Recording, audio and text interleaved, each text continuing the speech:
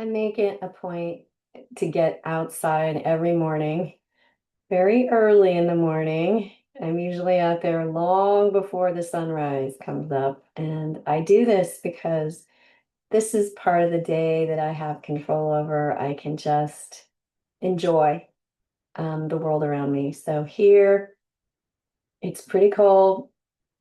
The marine layer off the ocean has blown into the inland. It's chilly. I'm on my second cup of coffee and I'm still cold. And I say this all because I wanted to talk to you a little bit about what your perspective is. In Al-Anon, we are here to take you from this very narrow perspective about what's going on around you and try to encourage and invite you to take a bigger picture, to take in the bigger picture, even so, to go so far as to have a panoramic view of what's going on around you. And this takes practice.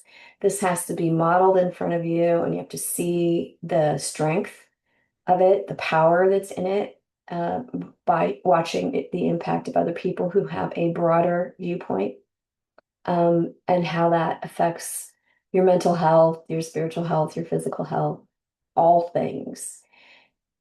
Um, this particular passage is talking about and describing, in my perspective, someone who's, they're getting to that sense that they're acknowledging that they have a higher power, the wisdom of the group, or some sense of God or spirituality, but they're still not totally bought in. They're seeing, oh, yeah, but so there's a little bit of debate or arguing still going on. Um, still not quite the freedom and peace that we want. So let's do this and then I'll talk about it a little bit more. So May 8th. Yes. Oh, the quote is yes, but, and then there's a blank. Fill in the blank. These two words have become a signal to me that I am refusing to accept something over which I'm powerless. My world is rich with wonderful gifts, beauty, a loving fellowship, and challenges that strengthen and prepare me for a better life. Is it worth it to deny these gifts by wishing things were different? Will it make them change? No. I prefer to accept them gladly and enjoy them thoroughly and humbly accept the reality my higher power offers without any yes buts. The harsh tone, the unkind word, the apparent indifference of another is usually over in a few minutes. What price am I paying by holding on to those few minutes? I don't have to like reality, only to accept it for what it is. This day is too precious to waste by resenting things I can't change. When I accept everything as it is, I tend to be reasonably serene. When I spend my time wishing things were different, I know that serenity has lost its priority. Today's reminder: while I am responsible for changing what I can, I have to let go of the rest if I want peace of mind. Just for today, I will love myself enough to struggle over something that is out of my hands. And the quote here is, by yielding, you may obtain victory. And that's by Ovid.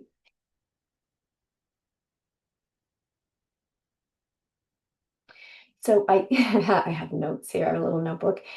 Um, I, I wanted to point out once again that children, 10 and under, that's the training ground. That's where we do have to exert certain kinds of authority to keep them safe and teach them how boundaries and how to respond and how to prepare them to learn in school and learn at life.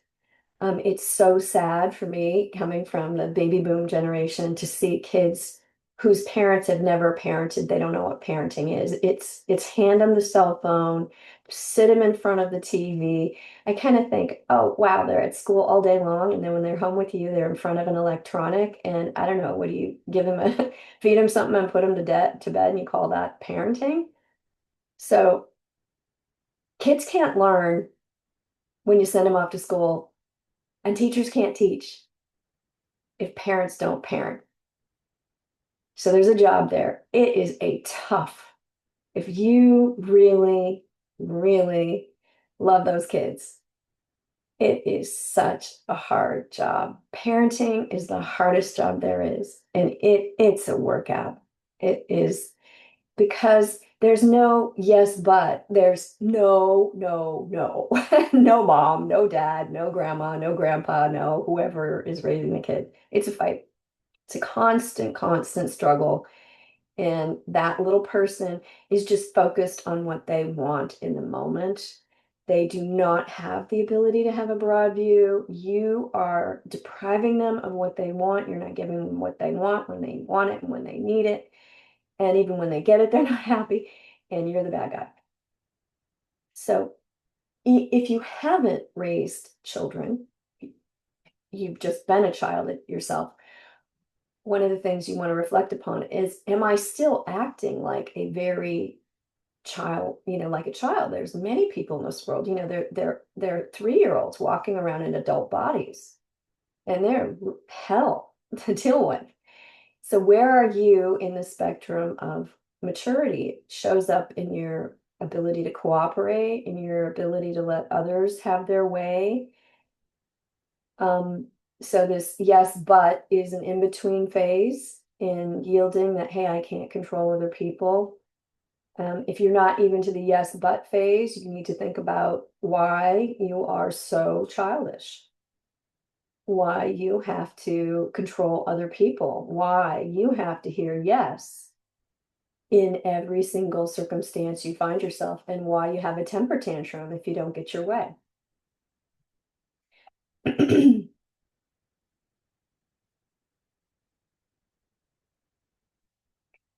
So remember, we're working on your attitude. We're working on self-reflection. We're working on the, oh, I had a conflict with someone. Now am I going to ruminate all day long or all morning or whatever about that conflict I have with that person? Or am I going to drop it? Am I just going to let it go and accept this is natural part of life, and not let it rattle me, not let it touch my serenity, not let it touch my peace? What is your response?